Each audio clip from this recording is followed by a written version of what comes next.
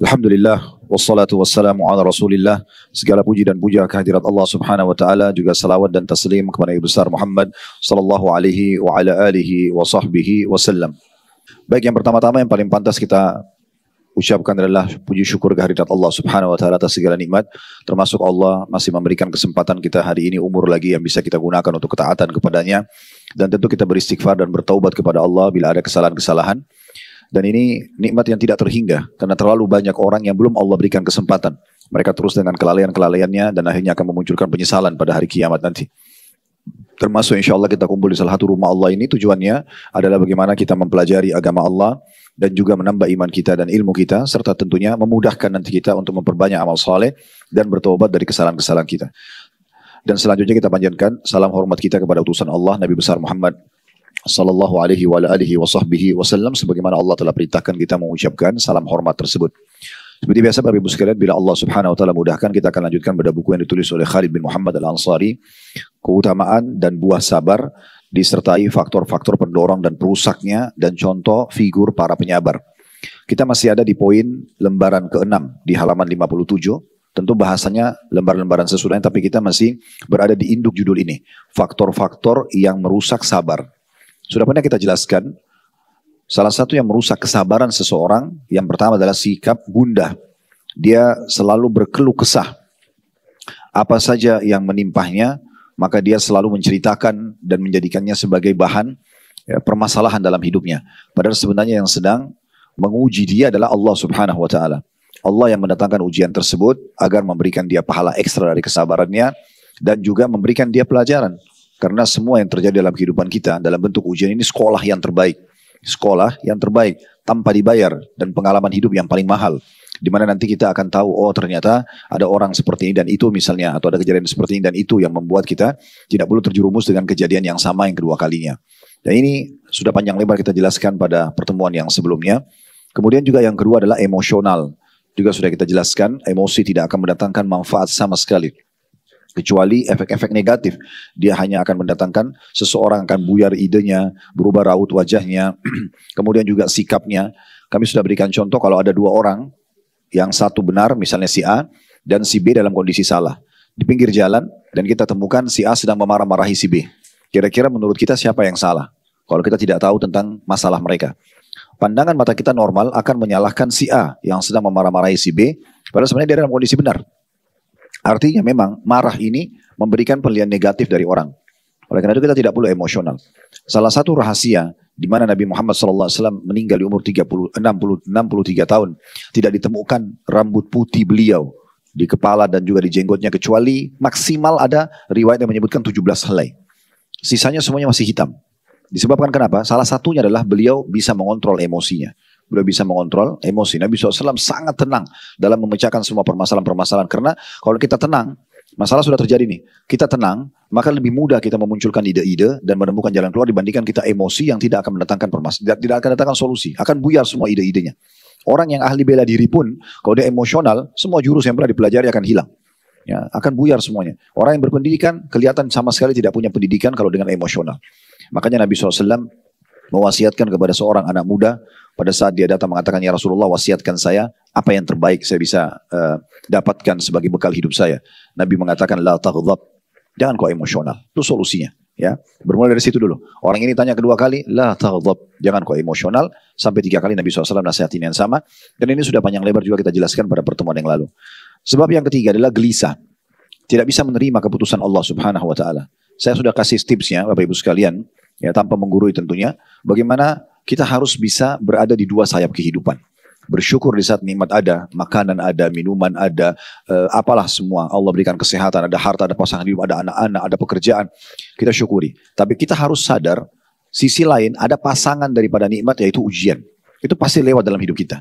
Nah di sini perangkatnya kalau kita sedang diberikan nikmat bersyukur, kalau sedang diberikan ujian kita bersabar. Nah salah satu ciri orang bersabar adalah tidak gelisah. Gak usah gelisah.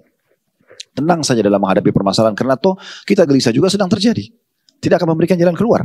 Oleh karena itu lebih baik kita tenang. Dan ini sudah panjang lebar kita jelaskan tentang masalah kegelisahan itu bisa menjadi penyebab perusak daripada kesabaran sendiri. Lalu bagaimana supaya tidak gelisah? Kembali kepada Allah Subhanahu Wa Taala. Kembali kepada Allah. Saya pernah bilang Kalau kita sedang mendapatkan nikmat, yang ciptakan kita Allah, yang ciptakan nikmat itu Allah, yang bisa pertahankan hanya Allah. Kalau kita sedang diuji oleh Allah Subhanahu wa taala, penyakit, gangguan orang atau apa saja, maka yang ciptakan kita Allah, yang ciptakan ujian itu sendiri Allah. Dan yang bisa mengeluarkan kita dari masalah tersebut hanya Allah. Oleh karena itu tidak usah gelisah. Toh kita berada bersama dengan zat yang maha melihat, maha sempurna, maha hidup. Al-Hayyul Qayyum, sifat Allah itu adalah yang maha hidup dan terus-menerus mengurus makhluknya. Allah tahu permasalahan kita, bukan Allah tidak tahu. Allah menguji kita. Dan Allah menilai bagaimana kita menghadapi permasalahan yang sedang kita diujikan. Kata seorang sahabat Nabi, seingat saya ini perkataan Abu Darda radhiyallahu anhu, beliau mengatakan, yang paling Allah cintai dari seorang hamba kalau dia sedang menguji hamba tersebut adalah hamba itu bisa menerimanya dengan lapang dada. Ya udah, Allah sedang uji saya dengan penyakit sekarang, saya terima ini sebagai keputusan Allah, lalu ikhtiar mencari jalan keluar, konsultasi dengan dokter, minum obat, oke, nggak ada masalah. Tapi kita tidak gelisah di situ, kita tetap mengikuti arus prosesnya. Toh juga walaupun kita gelisah tidak akan mendatangkan kesembuhan misalnya, kecuali kita ikhtiar. Oleh karena itu ini salah satu faktor yang perlu jadi bahan perhatian secara khusus. Itu juga sudah kita jelaskan panjang lebar pada pertemuan kita yang lalu. Kemudian yang keempat adalah terburu-buru. Selalu tergesa-gesa. Ini salah satu sifat manusia, suka sekali tergesa-gesa. Berdoa sekarang, mau lihat sekarang hasilnya. Padahal dia pun kalau kerja di satu perusahaan, kemudian Bapak Ibu kerja di satu perusahaan, Bapak Ibu ingin dinaikkan jabatannya, ingin ditambah gaji atau payrollnya misalnya. Anda sedang mengajukan permohonan kepada dirut atau owner perusahaan. Saya yakin begitu Anda ajukan, Anda tidak akan mungkin menggebrak-gebrak pintu dirutnya. Mana kemarin proposal saya sudah, kenapa belum ada jawabannya? Saya yakin Anda tidak. Anda akan bersabar, Anda tidak akan buru-buru. Karena Anda tahu itu akan dipelajari oleh manajemen dulu, nanti akan mereka berikan jawabannya. Mungkin kalau sudah terlalu lama, mungkin sudah 6 bulan, 1 tahun, Anda lalu menanyakan melalui HRD, mungkin masuk akal. Baru sehari 2 hari, baru seminggu 2 minggu lalu kita ribut, mungkin kita bisa dipecat dari perusahaan tersebut. Itu di alam manusia. Maka dengan Allah Subhanahu wa taala kita lebih pantas menjaga adab tersebut. Allah itu maha melihat, maha mendengar, maha mengetahui. Jadi enggak usah khawatir. Allah tahu apa yang sedang kita ajukan, yang kita sedang proposalkan kepada Allah. Maka sabar, jangan buru-buru. Ya, kata Nabi SAW, yustajabu li ahadikum malam ya'jal. Akan diterima permintaan seseorang dari kalian selama dia tidak tergesa-gesa. Kata para sahabat, oke, fal istijal. Bagaimana cirinya orang tergesa-gesa ya Rasulullah, terburu-buru? Kata Nabi SAW, yaqulu da'utu wa lam yustajabu li fatarakat du'a. Dia mengatakan saya sudah berdoa tapi saya tidak lihat hasilnya, lalu dia pun meninggalkan doa setelah itu. Padahal sebenarnya mungkin tinggal sehari atau 2 hari dia berdoa. Nah ini salah satu faktor. Jadi ini 4 faktor sudah kita bahas. Kesempatan ini insya Allah kita akan membahas 3 faktor yang tersisa ya. Semoga Allah mudahkan, tapi setiap faktor ini sebenarnya ada bahasan tersendiri. Tapi kita coba kalau memungkinkan menyelesaikan 3 faktor ini sehingga ke depannya kita akan masuk ke lembaran ke-7 masalah sebab-sebab yang dapat membantu untuk tetap teguh dalam bersabar. Faktor kelima penyebab sabar, perusak sabar adalah putus asa. Putus asa dari rahmat Allah Subhanahu wa taala. Maksud dalamnya adalah sangka buruk kepada Allah. Misalnya sakit, kayaknya saya tidak akan sembuh, ya. Atau dia berbuat dosa, kayaknya saya tidak akan diampuni, ya. Berbuat amal soleh, kayaknya tidak akan diterima, ya. Seperti itu pemikirannya. Dia langsung dari awal sudah putus asa, padahal sebenarnya belum maksimal dalam ikhtiar. Ini bagian hal yang tidak boleh sama sekali. Bahkan Imam Az-Zahabi rahimahullah masukkan putus asa dari rahmat Allah bagian daripada dosa besar. Bagian daripada dosa besar. Menyangka Allah tidak akan ampuni, Allah tidak akan sembuhkan, Allah tidak akan beri, Allah tidak akan selamatkan. Ini semua bersangka buruk kepada Allah. Padahal sebenarnya Allah bisa mendatangkan sekejap semua itu jawaban dan solusinya. Jadi dengan sangat mudah Allah bisa sembuhkan penyakit tanpa dokter. Allah bisa berikan jalan keluar dari semua masalah yang sedang kita hadapi dengan seketika. Tiba-tiba Allah balik kesedihan menjadi kegembiraan. Itu semua bisa sekali. Tidak ada yang mustahil. Tapi bagaimana kita tidak boleh putus asa. Saya akan bacakan dulu dalilnya. Baru kita masuk ke syarah atau penjelasannya. Yang diangkat oleh penulis di halaman 63. Dari faktor kelima. Penyebab rusaknya sabar ini yaitu putus asa. Berangkat daripada surah Yusuf ayat 87 yang berbunyi. Kata Nabi Yaqub alaihissalam kepada anak-anaknya, innahu la yai'asu min rauhillahi illa al-qaumul kafirun. Sesungguhnya tidak ada yang berputus asa dari rahmat Allah kecuali kaum yang kafir. Adapun orang-orang beriman kata penulis, maka mereka adalah orang-orang yang bersabar dan beriman kepada janji Allah Ta'ala. Dan sikap putus asa tidak mendapatkan jalan untuk masuk ke dalam hati mereka. Jadi tidak ada celah untuk kita putus asa. Kita kalau masuk ke rincian begini. Dalam Islam, Anda kalau menghadapi sebuah masalah, Anda ingat 6 huruf ini. Solusi. Masalah apapun, yang kita pikirkan solusinya. Bukan lagi kita tanyakan kenapa terjadinya. Kalau sudah terjadi. Bangun tidur sakit. Nggak ada gunanya kita menanyakan lagi, kenapa saya sakit ya? Lalu dicarilah berbagai macam alasan, karena AC kedinginan semalam, karena hujan yang turun, karena saya minum dingin semalam, atau apalah. Sekarang sudah terjadi. Yang terbaik, yang membuat hidup kita tenang, kita bisa bersabar, solusinya langsung. Solusinya adalah udah minum obat, minum teh hangat, istirahat yang cukup, konsultasi dokter, nah itu selesai. Jadi semua masalah kalau Anda lakukan ini, maka akan lebih mudah karena Anda ini hidupan ini seperti game ya. Mentok satu titik kita akan cari jalan keluar di titik lain. Kenapa diajarkan seperti itu di permainan-permainan itu? Karena memang harusnya orang menemukan solusinya.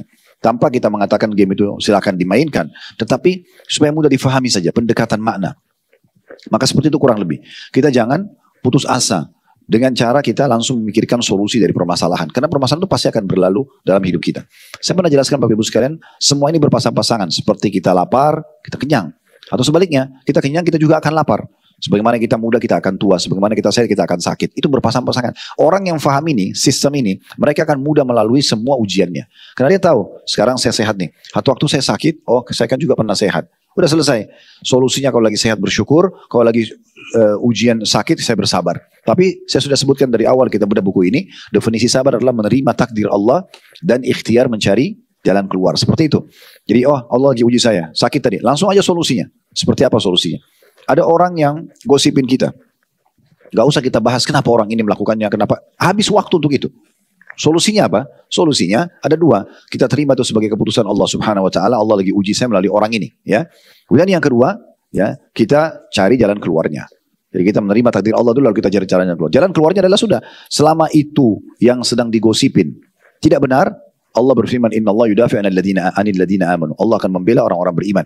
Akan ada cara Allah nanti membela kita. Kita tinggal menunjukkan kalau kita tidak seperti itu. Kalau yang disampaikan oleh mereka itu benar, kita tinggal introspeksi diri. Tidak perlu kita keluar-keluar di media untuk membela diri. Akhirnya tadinya kita benar jadi salah. Karena banyaknya ngomong gitu ya. Saya punya metode kalau ada apa-apa di media Tuhan, saya tidak perlu banyak meresponnya. Untuk apa kita meresponnya? Kalau itu adalah benar, kita tinggal introspeksi diri kita. Istighfar kepada Allah, bertobat. Kalau itu salah, maka kita yakin Allah akan membela kita. Tuh, alhamdulillah juga kita tidak melakukan perbuatan yang salah gitu ya. Nah seperti itu. Akan lebih mudah. Karena kadang-kadang kita karena terlalu banyak mengadakan pembelaan diri, ya, apalagi tidak ditanyakan, akhirnya kita terjerumus pada perbuatan yang salah. Ya kan? Tadinya kita cuma butuh mungkin kalau volumenya 3 saja untuk merespon ini, kita kena membalasnya 7 angkanya, maka kita jadi terbalik menjadi salah. Nah itu, ini penting untuk kita garis bawahi. Maka ini salah satunya teman-teman yang harus kita perhatikan gitu ya. Jadi orang-orang beriman tidak akan pernah putus asa ya. Apapun itu sifatnya.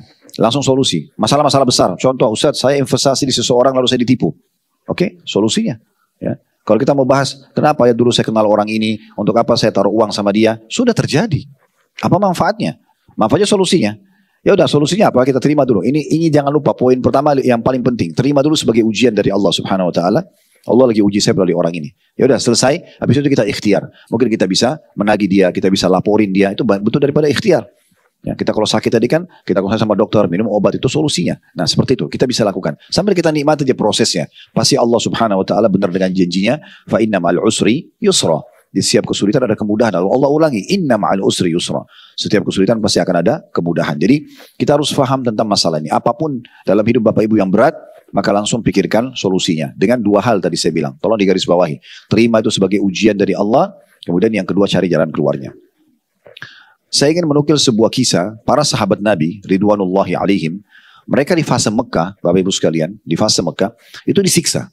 Kalau kita hidup dulu di masa itu, kita coba bayangkan ya, jalan dimanapun di Mekah, waktu itu ya, setiap jalan utamanya atau lereng atau jalan-jalan gangnya, itu kita bisa setiap saat dipukul oleh orang, bisa setiap saat diambil harta oleh orang, dan yang melakukan dari penduduk Mekah tidak akan dihukum oleh pemerintah setempat. Coba bayangkan bagaimana susahnya orang hidup pada saat itu. Tidak cukup di situ. Di kaum muslim, diambil, diseret di pinggir jalan, disiksa semua mereka. Itu yang terjadi. Para sahabat Nabi disiksa di pinggir-pinggir jalan di kota Mekah. Kalau Anda pernah dengar nama ini, orang yang pertama mati syahid dalam Islam, budaknya Abu Jahal, Sumayyah, radhiyallahu anha, wanita pertama mati syahid dalam Islam. Karena dibunuh, ditusuk perutnya oleh Abu Jahal. Suaminya Yasir, ya, dan anaknya Yasir pun terbunuh mati syahid, dibunuh oleh Abu Jahal dan pengawal-pengawalnya. Ammar, anaknya yang masih 9 tahun itu sempat disiksa, bahkan disuruh mengakui ya bahwasanya dia kufur kepada risalah Nabi Muhammad SAW. Dan Ammar melakukan itu karena dia kesakitan dipukul masih anak-anak. Dia mengatakan, baiklah saya kufur kepada risalah Muhammad. Lalu kata Abu Jahal, saya tidak mau lepas kau sampai kamu katakan, ada unta lewat, sampai kamu katakan unta ini Tuhanku. Maka Ammar mengatakan, iya unta itu Tuhanku. Lalu kemudian dilepas oleh Abu Jahal. Setelah itu Ammar sempat menyesal. Lalu kemudian beliau pun datang kepada Nabi SAW menceritakan, ya Rasulullah, seperti ini kejadiannya. Maka kata Nabi SAW, wahai Ammar, kalau seandainya besok mereka lakukan lagi padamu, maka ucapkan yang sama. Lalu turunlah firman Allah Subhanahu wa taala, sesungguhnya Allah tidak akan menghukum orang ya yang hanya karena tertekan atau karena ucapan lisannya ya. Tetapi apa yang diyakini dalam hati, karena Ammar tidak yakin dengan itu. Cuma dia disiksa, dia akan ya dihukum mati dan dia tidak mampu menampung kematian tersebut atau menghadapinya, maka dia pun mengucapkan ya illa man ukriha wa qalbuhu mutmainnun bil iman, kecuali orang yang dipaksa kata Allah sementara hatinya dipenuhi dengan keimanan. Walaupun ayah dan ibunya sudah terbunuh mati syahid ya. Kemudian kita juga tahu kisah Bilal oleh Umayyah bin Khalaf. Umayyah yang menaruh batu di atas perutnya di siang hari, di siang bolong matahari di padang pasir. Kita tahu Khabbab bin Arad radhiyallahu anhum, di mana punggung tulang belakangnya dari leher sampai ke tulang ekornya itu ada bolong di sebelah berwarna hitam kemerah-merahan karena ditaruh batu panas di tanah kemudian diseret sehingga luka, dan itu bertahan sampai beliau meninggal dunia. Makanya di zaman kerajaannya kekuasaannya Umar bin Khattab radhiyallahu anhu, ada Khabbab di situ. Kata Umar, wahai Khabbab, siksaan apa yang Quraisy lakukan padamu yang paling menyakitkan? Kata Khabbab, ya sambil membuka bajunya, dia mengatakan ini wahai Amirul Mukminin, diperlihatkan. Jadi tulangnya itu, tulang belakangnya, di sebelahnya itu ada bolong besar sekali. Ya, dari atas sampai bawah. Dan merah kehitam-hitaman. Itu setelah sekian tahun dia disiksa, masih ada bekasnya yang sangat besar. Sampai Umar waktu lihat, Umar nangis. Umar dulu di masa jahiliyah benci Islam. Beliau nangis, lalu beliau mengatakan, apa yang mereka lakukan padamu? Kata dia, Khabbab, ya Amirul Mukminin, wahai pemimpin orang beriman, ini julukan raja di masa itu. Mereka meletakkan batu-batu yang agak tajam, dipanaskan, sengaja dibakar, panas, ditaruh di padang pasir juga yang terik matahari, lalu tangan dan kaki saya dipegang, lalu saya diseret di atas batu tersebut. Mereka lakukan itu. Ya. Tetapi sahabat-sahabat ini sabar, Bapak Ibu sekalian. Saya nggak tahu ya kalau kita hidup di masa itu kita bisa sesabar mereka nggak. Tapi ini contoh saja. Pertemukan perbuatan-perbuatan mereka ini dengan apa yang kita hadapi sekarang. Kadang-kadang kita cuma flu dan demam, kadang-kadang cuma hanya digosipin sedikit. Ini orang disiksa secara fisik. Ya. Sampai ada seorang wanita disiksa dari pagi sampai menjelang malam. Dan orang-orang Quraisy satu tinggalkan mengatakan, sungguh kami tinggalkan kalian wahai kaum muslimin bukan karena kasihan. Kami cuma jenuh, bosan udah siksa kalian. Apa kata para wanita-wanita muslimah pada saat itu? Sesungguhnya yang membuat kalian melakukan ini pada kami adalah Allah. Dan kami terus akan bersabar. Sampai nyawa mereka terenggut pun mereka sabar gitu ya. Ini kisah-kisah ini sebenarnya bukan kita datangkan untuk mengatakan, oh kalau gitu umat Islam biar aja disiksa gak apa-apa. Bukan. Kita sedang berbicara bagaimana kalau ujian itu sudah datang. Maka kita memikirkan jalan keluarnya gitu ya. Kita seperti itu kurang lebih gambarannya. Baik, di sini diangkat perkataan syair ya. Dikatakan al-ya'su yaqta'u ahyanan bi sahibihi la tai'asanna fa innal farij Allah. Dikatakan terjemahnya terkadang putus asa itu memotong pemiliknya sendiri. Jangan pernah putus asa karena yang memberikan jalan keluar itu adalah Allah. Baik, sampai sini penjelasan yang ditulis oleh penulis ya.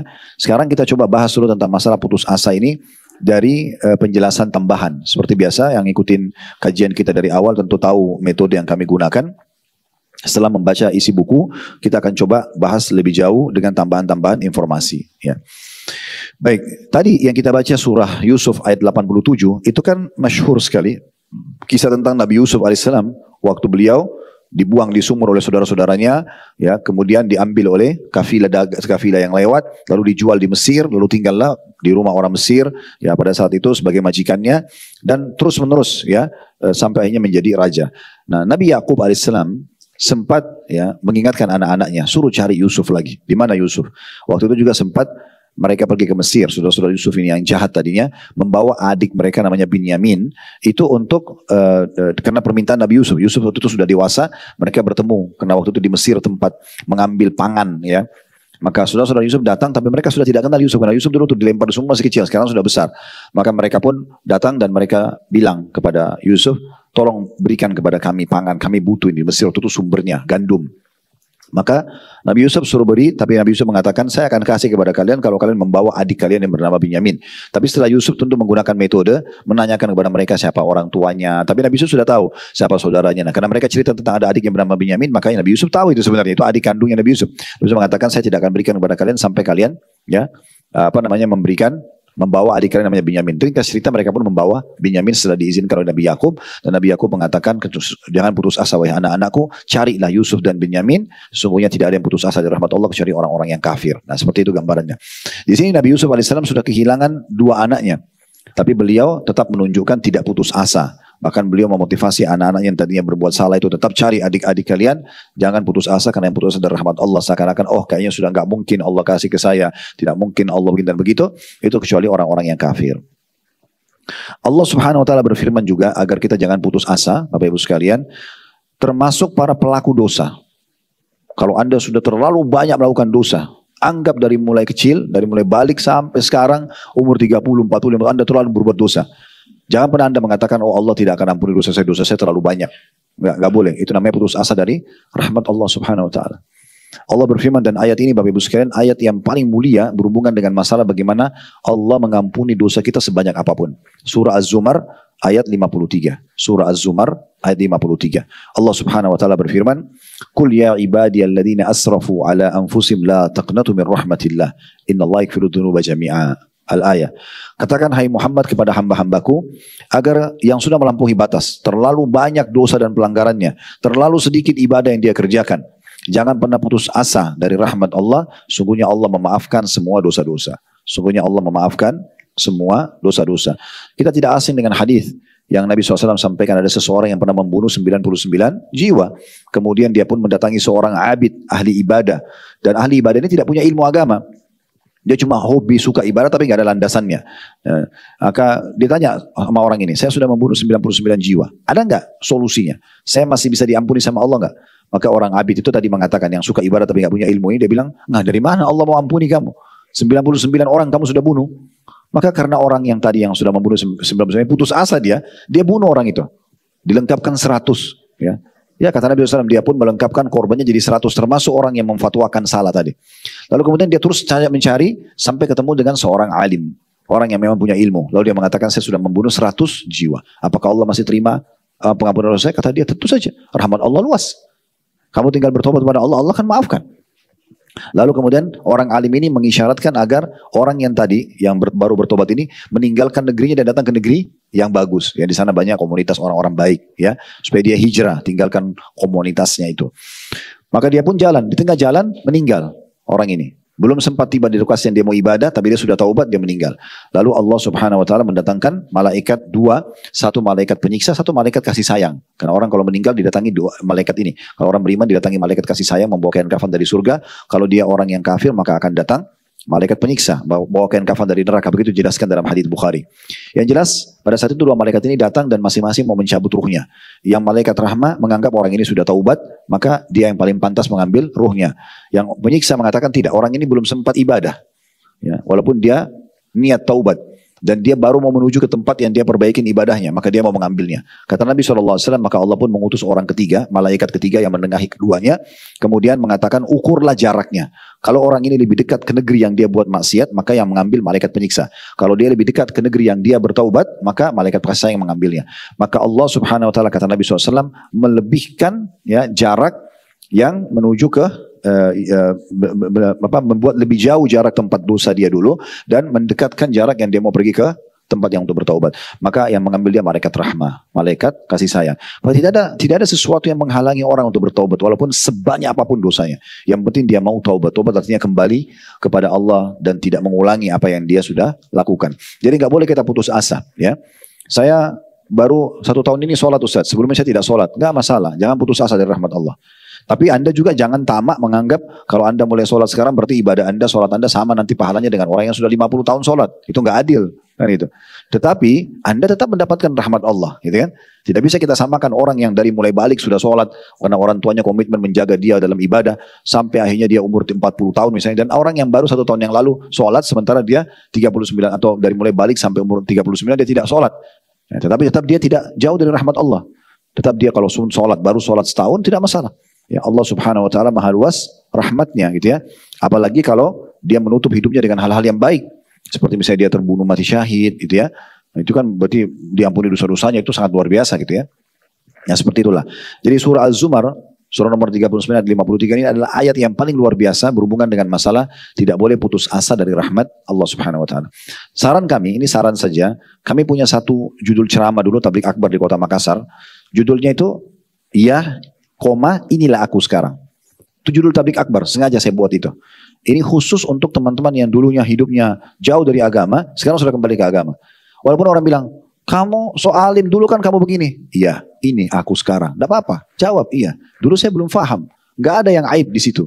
Justru bagus, kita masih sempat taubat, itu bagus. Justru sangat bagus. Jangan pernah merasa malu dengan lingkungan. Lalu kita menjadi orang lebih baik, gak ada masalah. Mau orang ngomong itu terserah urusan dia. Yang penting saya sekarang memperbaiki diri saya. Sisa umur ini harus saya isi dengan hal yang bermanfaat. Makanya telah datang kepada Hasan Basri rahimahullah. Satu orang yang kebetulan Hasan Basri tanya, umur kamu berapa? Dia bilang umur saya 60 tahun.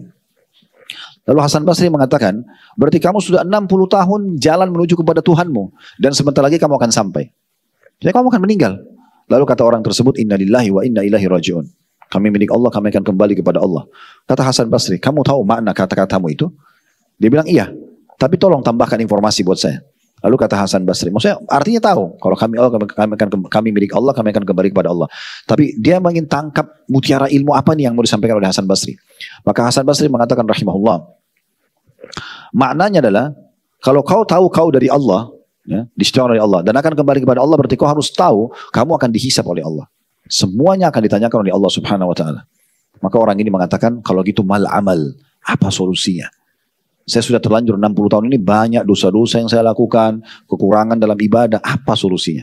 Hasan Basri memberikan jawaban yang sangat menarik. Dia mengatakan, solusinya adalah, engkau memperbaiki sisa umurmu ke depan. Udah, sekarang berhenti dari pelanggaran, perbanyak ibadahmu sekarang. Maka Allah akan maafkan masa lalumu. Dan Allah terima amal yang kau kerjakan sekarang. Tapi kalau kau masih buka pelanggaran-pelanggaran lagi, maka Allah akan menghukum kau yang kamu lakukan sekarang dan yang lalu-lalunya. Artinya apa? Kita mulai sekarang melihat ke depan. Ya, tidak ada putus asa terhadap rahmat Allah atau dari rahmat Allah subhanahu wa ta'ala. Ibnu Abbas radhiyallahu anhuma, sahabat Nabi yang mulia, pernah berkata, "Anna rajulan qala ya Rasulullah mal kabair." Ada seseorang laki-laki datang dan bertanya kepada baginda Nabi SAW dan mengatakan, ya Rasulullah, apa itu dosa-dosa besar? Maksudnya yang Allah benci, yang Allah tidak suka. Maka Nabi SAW mengatakan, qal asyirku billah, ya, menyekutukan Allah. Banyak menyekutukan Allah itu seperti yang paling sering di Indonesia itu ada datang ke dukun, ya, minta bantuan. Sekarang mereka ganti nama dengan orang pintar. Padahal ini orang-orang bodoh ini, ya, yang minta tolong sama jin, minta tolong sama, ya, syaitan-syaitan. Ini semua syirik kepada Allah subhanahu wa ta'ala. Orang mukmin ada masalah, wudu di sejadahnya, mohon kepada Tuhan yang Allah subhanahu wa ta'ala secara langsung, tanpa ada butuh perantara sebenarnya, gitu kan. Maka syirik ini adalah perbuatan yang sangat besar, yang paling Allah benci, tidak boleh. Dan dalam surah An-Nisa Allah ulangi 2 kali, innallaha la yaghfiru an yushraka bihi wa yaghfiru ma duna dzalika liman yasha. Allah tidak akan maafkan dosa syirik, menyekutukan Allah nanti di hari kiamat di timbangan amal, dan Allah masih bisa maafkan dosa-dosa yang lain. Maka hati-hati, ya, pakai jimat tidak boleh teman-teman sekalian, apapun alasannya, susuk untuk kecantikan, pelaris barang-barang dagangan, semua ini tidak ada dalam Islam. Ya, hati-hati. Maka kita harus tinggalkan kesyirikan. Dan ini adalah bahasan tentu panjang lebar, saya tidak bahas sekarang. Karena yang kita ingin ditiberatkan adalah teguran atau peringatan Nabi yang kedua. Setelah dosa besar syirik, beliau mengatakan, wal ya'su min rauhillah, wal qanutu min rahmatillah. Dan yang kedua setelah syirik adalah seseorang, ya, berputus asa dari pertolongan Allah. Seakan-akan Allah tidak akan tolong dia. Dan berputus asa dari rahmat Allah. Allah nggak akan kasih rezeki, Allah tidak akan kasih kesembuhan dan seterusnya. Ini termasuk dosa besar. Jadi putus asa itu adalah bukan hanya sekedar merusak kesabaran tadi yang kita bahas, tapi memang dia bagian dosa besar. Fahamilah teman-teman sekalian, Allah Ta'ala, Allah yang maha tinggi tidak akan membebankan kita di atas kemampuan kita. Tidak mungkin. Bapak Ibu kalau diuji sama Allah sesuatu, Allah tahu Bapak Ibu bisa lewatin. Bisa. Makanya kata Nabi SAW, Allah tidak akan menguji hamba di atas kemampuannya. Ujian itu akan bisa dilalui bagaimana caranya. Kalau Anda lagi kuliah, atau Anda lagi sekolah, bagaimana Anda supaya lulus ujian? Belajar. Nah ini belajar seperti ini. Oh ternyata itu jalan keluarnya. Jadi kalau ada ujian nanti dihadapi dengan cara seperti itu. Ya, kita bersabar. Nah seperti itulah. Dan Allah berfirman dalam surah Al-Baqarah ayat 286, la yukallifullahu nafsan illa us'aha. Allah tidak akan bebankan satu jiwa di atas kemampuannya. Jadi nggak mungkin. Berarti semua ujian itu Allah tahu kita mampu lalui. Kalau kita tidak mampu lalui teman-teman sekalian, maka Allah tidak akan ujikan kepada kita. Allah tahu kita ini semua belum mampu menghadapi seperti teman-teman di Palestina. Maka kita tidak diuji begitu. Allah tahu mereka mampu lalui itu. Sampai detik ini kalau kita dengar, umumnya mereka mengatakan, alhamdulillah, anak saya mati syahid, alhamdulillah, istri suami saya mati syahid, misalnya orang tua saya. Mereka dengan senangnya, makan susah tapi mereka masih makan dan masih disanya mengatakan alhamdulillah. Hampir setiap saat saya ikutin perkembangan mereka itu luar biasa. Dan saya sempat berpikir merenung sejenak, introspeksi diri. Mungkin kalau diujikan pada kita belum tentu kita mampuin. Maka beban itu dibebankan pada orang kemampuannya. Ada orang diuji dengan penyakit sudah 10 tahun, tapi dia bisa lalui. Mungkin kalau kita belum tentu kita bisa. Oleh karena itu teman-teman sekalian, jangan terlalu berlebihan bersangka buruk kepada Allah. Kenapa saya diuji begini, kenapa saya begini dan begitu. Itu pasti sunnatullah, sistem dalam kehidupan. Ada nikmat, ada ujian. Gak mungkin tidak. Jangan membodohi diri sendiri seakan-akan kita mau nikmat terus, ya. Makanya sudah dikasih perangkatnya, nikmat ada syukur, ujian ada bersabar. Dan ini yang sedang kita bahas, masalah sabar. Satu buku ini semua bahas tentang sabar. Dari awal kita pelajari, kita sudah pelajari dari Al-Quran dengan tafsir-tafsirnya, dari hadis-hadis Nabi SAW dengan tafsir-tafsirnya, kemudian perkataan salafus saleh dengan makna-maknanya, gitu kan. Kemudian contoh-contoh figur dari orang sabar. Dan sekarang kita pelajari tentang faktor perusak sabar. Semua ini adalah hal-hal yang membuat rincian ini kita pelajari supaya kita bisa melalui ujian-ujian yang ada. Dan yakinlah bahwasanya Allah selain tidak akan bebankan di atas kemampuan kita, juga Allah akan mendampingi kita. Allah akan dampingi kita, teman-teman sekalian. Allah akan mendampingi kita selama kita memang mau kembali kepadanya. Kalau Anda terus bergantung pada manusia, keluh sama tetangga ini, keluh sama teman yang itu, keluh sama kerabat yang ini, nggak ada solusinya karena ini kasih jalan-jalan sesuai dengan akalnya dia sendiri. Apalagi kalau Anda bicara bukan pada ahlinya, ini masalah besar ini. Ya, Anda punya masalah rumah tangga, bicaranya sama orang yang gagal rumah tangga, nggak bisa. Nggak bakal ketemu. Atau bicara sama orang yang belum menikah, ini nggak bakal nyambung. Ada di antara kerabat kami sampai bercerai karena si istrinya, kalau ada masalah selalu bicara sama adiknya yang masih gadis. Adiknya gadis nggak ngerti apa-apa. Karena adik ini sumpah selalu dengar kakaknya keluh kesah tentang suaminya, lama dia bilang, "Kak, cerai aja." Bodohnya diikutin sama dia. Dia cerai sama suami, setelah cerai baru menyesal. Kan agak unik, bukan pada ahlinya. Untuk apa? Bicara pada ahlinya, itu pun konsultasi. Saya pernah bilang gitu ya. Beda konsultasi dengan curhat. Konsultasi, ini hukumnya apa? Apa solusinya? Itu konsultasi namanya. Ya, kalau curhat hanya kepada Sang Pencipta Allah itu yang paling tepat. Tuangkan semua di sejadah kita, tuangkan semua pada saat sujud, pada saat doa, tuangkan, bicara berdua sama Allah. Itu puncak daripada kesempurnaan doa. Kita bicara sama Allah. Kita yakin Allah sedang mendengar, melihat kita. Dan kita terima itu sebagai ujian. Minta agar Allah berikan ketabahan, minta agar Allah berikan jalan keluar, Allah berikan maksimal pahala, gitu ya. Saya pernah berbagi sebuah kisah menarik dari kisah Zakwan ibn Kaisan rahimahullah. Julukannya beliau Taus. Taus itu burung merak. Beliau bilang, saya pernah haji, kemudian saya dengar ada orang berdoa di dekat Ka'bah. Saya belum pernah dengar doa seindah itu gitu. Dan saking indahnya doanya, sampai saya ingin dekatin kuping saya untuk dengar doanya orang ini. Dan doa ini Bapak Ibu sekalian, tidak akan muncul ukiran-ukiran kata-kata indah kecuali kita sudah rutin berdoa. Baru Allah kasih keberkahan, ya.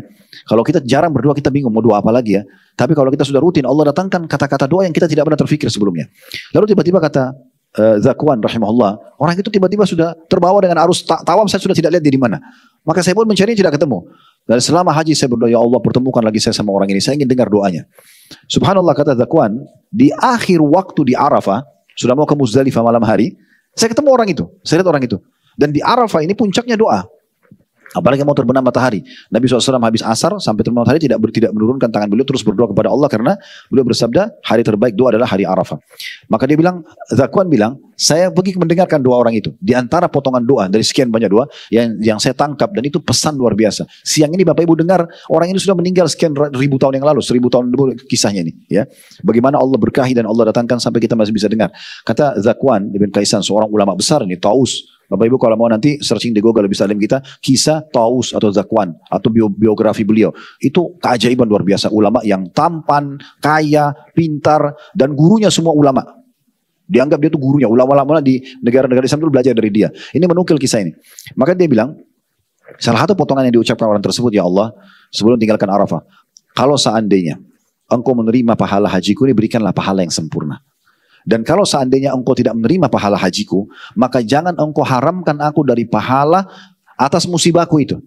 Maksudnya kalau sampai tidak diterima hajiku pun, tetap catatkan aku pahala karena ini musibah bagi aku. Itu kan luar biasa gitu. Mereka tidak pernah putus asa dari rahmat Allah subhanahu wa ta'ala. Allah berfirman dalam surah Al-An'am, ini dalilnya, ayat 17. Wa iyyamsaskallahu bidurrin fala kashifa lahu illahu. Dan jika Allah menimpakan satu ujian, mudarat, kepadamu, maka ketahuilah tidak ada yang dapat menghilangkannya kecuali Allah itu sendiri. Jadi nggak ada gunanya minta tolong sama yang lain kecuali Allah subhanahu wa ta'ala. Kalau curhat tadi saya bilang ya, kalau sebatas yang Allah izinkan, konsultasi dan segala macam itu masih oke. Jadi ayat ini sangat dalam maknanya, jika Allah menimpakan satu mudarat ya kepadamu, maka tidak ada yang dapat menghilangkan kecuali Allah itu sendiri. Saya sudah bilang ya, kalau sedang ada nikmat yang ciptakan kita Allah, yang ciptakan nikmat itu Allah, yang bisa mempertahankan hanya Allah. Ada ujian yang ciptakan kita Allah, ciptakan ujian itu Allah, yang bisa memberikan jalan keluar hanya Allah. Lalu ngapain ngomong sama orang lain, sama manusia misalnya.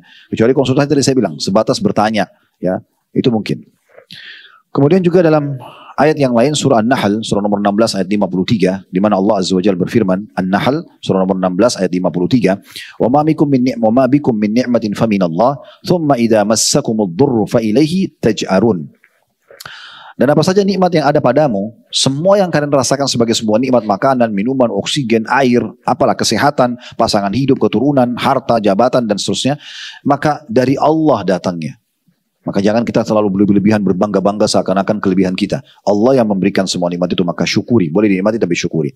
Dan bila kamu ditimpa oleh kemudaratan, ujian, maka hanya kepadanya lah, kepada Allah kamu meminta pertolongan. Karena tidak ada solusi kecuali minta kepada Allah subhanahu wa ta'ala. Itu juga sejalan dengan surah Al-Fatihah yang sering kita baca ya. Dalam sholat 17 kali kita baca Al-Fatihah ini kalau di sholat wajib. Belum bicara sholat sunnah ya. Di subuh 2 rakaat 2 kali kita baca, di duhur 4 rakaat berarti 4 kali kita baca, di asar 4 kali, di maghrib 3 kali, di isya 4 kali. Ini kalau kita akumulasikan berarti kurang lebih 17 kali ya.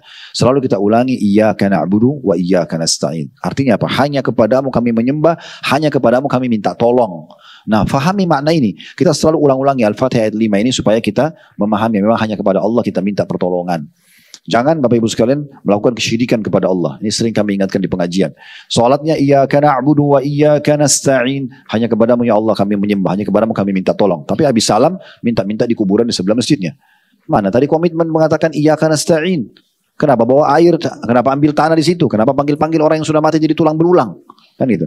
Oh ini karena orang alim Ustaz. Saya pernah ingatkan Aisyah radhiyallahu anha ummul mukminin, wanita suci dan mulia, istri Nabi SAW, itu masih hidup 30 tahun setelah Nabi Muhammad SAW meninggal.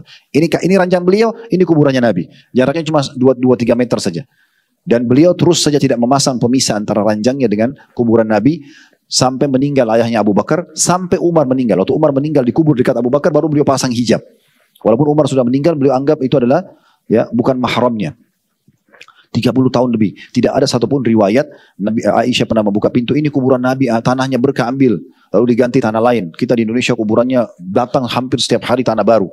Karena tanahnya diperjualbelikan. Ini luar biasa. Ya. Mungkin Anda pernah lihat di media itu. Dari mana ini? Hanya alasan ini orang alim. Kalau Nabi Muhammad SAW saja tidak lakukan begitu, bagaimana dengan orang lain? Makanya Imam Nawawi rahimahullah mengatakan, saya heran dengan orang yang meminta-minta pada kuburan yang dianggap orang alim, padahal yang dalam kuburan itu sudah jadi tulang belulang. Dan manusia biasa seperti dia. Orang yang mati butuh kepada kita yang masih hidup, ya. Kita yang harusnya mendoakan mereka dan seterusnya. Jadi jangan melakukan perbuatan-perbuatan yang konyol ini, ya, yang keliru. Kemudian juga firman Allah SWT yang sangat masyhur, di mana Allah menjanjikan asal kita bertakwa. Lagi nikmat ada, kita bersyukur, itu takwa namanya. Kita patuh sama Allah, kita syukuri. Di antara bentuk syukur adalah kita berbagi dengan orang dari nikmat tersebut. Kalau ada ujian, kita bersabar. Ini bentuk ketakwaan. Dan Allah pastikan dalam surah At-Talaq, surah nomor 65 ayat 2 sampai ayat 3. Wa may yattaqillaha yaj'al lahu makhraja. Siapa yang bertakwa sama Allah, Allah akan berikan makhraja. Makhraj ini jalan keluar terbaik pada saat ada masalah. Makanya tangga darurat di hotel-hotel di Madinah sama Mekah, bahasa Inggrisnya exit misalnya, pasti ada bahasa Arabnya makhraj. Mim, kha, ra, jim. Nah ini seperti yang Allah sebutkan dalam Al-Quran. Itu maksudnya apa? Tangga darurat. Kalau ada lagi darurat, liftnya lagi mati, terjadi kebakaran, selamatkan diri dari situ. Itu Allah gunakan ya kosakata ini. Siapa yang patuh sama Allah, lagi ada nikmat dia bersyukur dan dia nikmatin, dan maksud berbagi sama orang lain. Kalau ada ujian dia bersabar, bisa terima sebagai keputusan Allah sambil ikhtiar cari jalan keluar, maka Allah akan berikan kepadanya makhraja. Ini janji yang benar. Kemudian ayat 3-nya wa yarzuqhu min haitsu la yahtasib. Dan Allah akan memberikan rezeki dari tempat yang tidak disangka-sangka. Tentu wa may yattaqillaha yaj'al makhraja ini di akhir ayat 2 ya. Karena ini bicara tentang perceraian sebenarnya. Surah At-Talaq itu surah nomor 65 ayat perceraian. Tapi di ayat 2-nya, di akhir ayat 2 Allah sebutkan tadi. Wa may yattaqillaha yaj'al lahu makhraja. Siapa yang bertakwa sama Allah, Allah akan berikan jalan keluar dalam hidupnya. Kemudian ayat 3-nya wa yarzuqhu min haitsu la yahtasib, dan Allah akan berikan rezeki dari tempat tidak disangka-sangka. Ada seorang ulama namanya Ibnu Abil Izz Al-Hanafi rahimahullah berkata, faqad damina Allahu lil muttaqina yaj'al lahum makhraja mimma yadhiqu 'alan nas. Allah Ta'ala telah menjamin bagi orang-orang yang bertakwa bahwasanya ia akan memberikan jalan keluar dari perkara yang menyulitkan dalam hubungan terhadap manusia. Wa in yarzuquhum min haitsu la yahtasibun, dan Allah akan berikan mereka rezeki dari tempat yang mereka tidak sangka-sangka. Fa idza lam yahsul dzalika dalla ala anna fit taqwati khalal atau khalala. Kalau itu tidak didapatkan, berarti ada masalah dengan ketakwaannya. Berarti ada masalah dengan kepatuhan orang ini sama Allah. Karena janji Allah pasti benar, asal bertakwa. Tadi nikmat dinikmati bersyukur, ujian kita bersabar, lalu cari jalan keluarnya. Kalau kita itu namanya bertakwa, kalau itu kita lakukan pasti makhraja, pasti jalan keluar. Yang tidak temukan jalan keluar berarti ada khalal kata beliau, ada masalah di ketakwaannya. Falyastaghfirullah wal yatubu ilaih. Maka solusi terbaik adalah dia segera beristighfar kepada Allah Subhanahu wa taala dan segera taubat. Segera taubat. Ada sebuah hadis juga yang menarik yang kita bisa singgung di sini, teman-teman sekalian, adalah hadis Abu Ayyub Al-Ansari radhiyallahu anhu. Beliau mengatakan, "Ada rajulan ja'ilan Nabi sallallahu alaihi wasallam faqal." Ada seorang laki-laki datang kepada Nabi SAW seraya mengatakan, "Idzni wa aujiz." Tolong berikan aku nasihat tapi ringkas ya Rasulullah. Ringkas, padat, mudah difahami. Wa fi riwayah, "Allimni wa aujiz." Tolong ajarkan aku. Dalam riwayat lain, tolong ajarkan aku dan ringkaskan. Faqal alaihi salatu wassalam, maka Nabi SAW bersabda, "Idza kumta fi salatika fasalli salata muwadda'." Kalau kau sedang ingin mendirikan salat, sebentar kita salat asar, maka anggap itu salat perpisahanmu. Habis salat mati. Nah, gitu. Supaya salatnya khusyuk, ya. Ini Nabi SAW nasihati kepada orang ini. Dan beliau pun dalam riwayat lain kalau mau imam, biasanya beliau kadang-kadang, bukan setiap saat, tapi kadang-kadang mengatakan kepada makmumnya, selain sufufakum, luruskan dan rapatkan saf kalian, beliau mengatakan, sallu salatan muwadda', salatlah seperti salat perpisahan. Nasihat yang kedua, wala takallamu bikalamin ta'tadiru minhu gada. Dan jangan pernah kau ucapkan kata-kata yang nanti kau bisa minta maaf di hari akan datang. Artinya, sebelum kau ucapin kata-kata, pikir dulu baik-baik. Cerna dulu. Ini yang saya ucapin ini, masalah nggak buat saya nanti? Jangan asal ngomong aja. Ini Nabi SAW nasihat Nabi, nasihat Nabawiyah ini, ya, sangat agung. Kalau mau ngomong, pikir dulu baik-baik. Jangan nanti omongan itu membuat kau minta maaf nanti. Karena minta maaf itu menjatuhkan nama kita nanti. Untuk apa kita masuk kepada poin? Kadang-kadang bahkan manusia banyak tahu kalau dia ucapin ini jadi masalah bodoh. Tapi ucapin. Gosipin orang, fitnah orang, caci maki orang, itu kan kembali kepada dia juga. Untuk apa gitu ya? Kemudian yang ketiga, wa ajmi'il ya'sa mimma fi yadin nas. Dan kata Nabi SAW, kamu harusnya berputus asa dari apa yang ada di tangan manusia. Di poin ini, dari hadits ini, dan hadits ini disebutkan oleh Imam Ahmad dan juga dihasankan oleh Al-Busiri, ya. Ada juga ulama yang melemahkannya, tetapi umumnya ulama ada yang menghasankan hadits ini. Dari sini kita bisa lihat bahwasanya ada hal yang dibolehkan di poin masalah putus asa, yaitu sebenarnya bukan dibolehkan putus asa, tapi lebih kepada kalau ada sesuatu yang sudah dimiliki oleh orang, usahakan kita tidak berangan-angan lagi mengharapkannya, gitu ya. Jadi bahasa supaya mudah difahami, putus asa dari apa yang di tangan orang lain. Ya. Misalnya orang itu sudah terlanjur jadi pasangan hidupnya orang lain, ya sudah. Orang itu, mobil itu sudah terlanjur jadi miliknya orang lain, rumah itu sudah jadi miliknya orang lain. Udah selesai, gak usah pikirin lagi itu. Karena biasanya yang mengganggu juga, ya, yang memunculkan putus asa ini dan akhirnya sampai pada tingkat menyalahkan takdir Allah. Kok dia sih yang dapat rumah di sudut, kok bukan saya? Kok dia yang dapat mobil warna itu? Kok dia yang dapat tas itu? Dan dijadikan permasalahan. Tidak usah. Kalau sudah dimiliki orang lain selesai, pindah ke yang lainnya. Saya ingin berbagi poin yang pernah saya bagi juga di pengajian kita, ya. Teman-teman sekalian, kita ini semua hanya banyak terpengaruh dengan casing saja. Saya sudah pernah bilang, semua ibu-ibu di sini yang hadir sama, judulnya wanita. Beda casing ya. Ini putih, ini gemuk, ini pendek, ini turunan ini, tapi judul intinya wanita. Sama. Saya sama semua laki-laki ini sama. Judul induk kami laki-laki. Beda casing ya. Maksudnya apa? Jangan hanya terpengaruh dengan casingnya. Nggak bisa teman sama orang ini, teman sama yang lain. Nggak bisa nikah sama ini, nikah sama yang lain. Selesai. Mudahkan aja urusannya. Sama-sama manusia. Sama-sama ini wanita, ini laki-laki. Makanan. Bedanya apa? Orang makan di piring emas, sama orang makan di daun pisang. Casingnya. Ini piring emas, ini daun pisang. Intinya apa? Makan. Coba fahami ini ya. Jadi mudah semua nanti. Ya. Apa depan mata kita ada rezeki? Alhamdulillah. Nah sama tempe ya sudah bismillah. Mau di daun pisang, mau di piring plastik, mau di piring. Sama aja. Intinya kita makan kan gitu. Yang penting kaidahnya halal. Nah sudah. Kan gitu. Banyak orang kadang-kadang hanya kena casing. Nah ini yang membuat nanti dia bisa putus asa dari rahmat Allah. Gitu kan. Jadi ini poin juga yang perlu kita garis bawahi. Allahu a'lam. Umar bin Khattab berkata, Inna tam'a faqr. Ketamakan terhadap apa yang ya, sudah dimiliki orang lain ya itu adalah kefakiran. Orang miskin sebenarnya itu. Dia sudah punya rumah misalnya di kompleks ini, tapi dia terus aja gerutu sudah 10 tahun, itu rumah dulu saya mau beli loh. Misal, padahal rumah itu sudah milik orang, untuk apa tamak dengan di tangannya orang lain? Kan gitu. Atau berharap mudah-mudahan dia mati, mudah-mudahan dia jual, atau apa gitu ya. Atau orang menikah, mudah-mudahan dia cerai supaya nikah sama saya. Ini gak ada manfaatnya. Wa innal ya'as gina. Dan orang justru yang tidak berharap apa yang di tangan orang lain, itu adalah kekayaan yang sebenarnya. Itu yang kekayaan yang sebenarnya. Wa innal insani idza ayasa ayasa minasyai istagna anhu. Sesungguhnya orang itu kalau Allah sudah cukupkan ya, atau kalau ketika seseorang itu merasa terlalu berharap kepada sesuatu, Allah akan cukupkan ia terhadap sesuatu tersebut. Maksudnya kalau dia sudah coba, sudahlah ini sudah rezekinya orang, sudah bukan rezeki saya. Nanti Allah kasih dia penggantinya yang lebih baik. Itu kata Umar radhiyallahu anhu. Jadi tidak perlu kita menghabiskan waktu untuk hal-hal yang seperti ini. Allahu a'lam. Kalau benar dari Allah silakan diambil dan diamalkan. Kalau salah dari saya dimaafkan dan saya istighfar kepada Allah Subhanahu wa taala.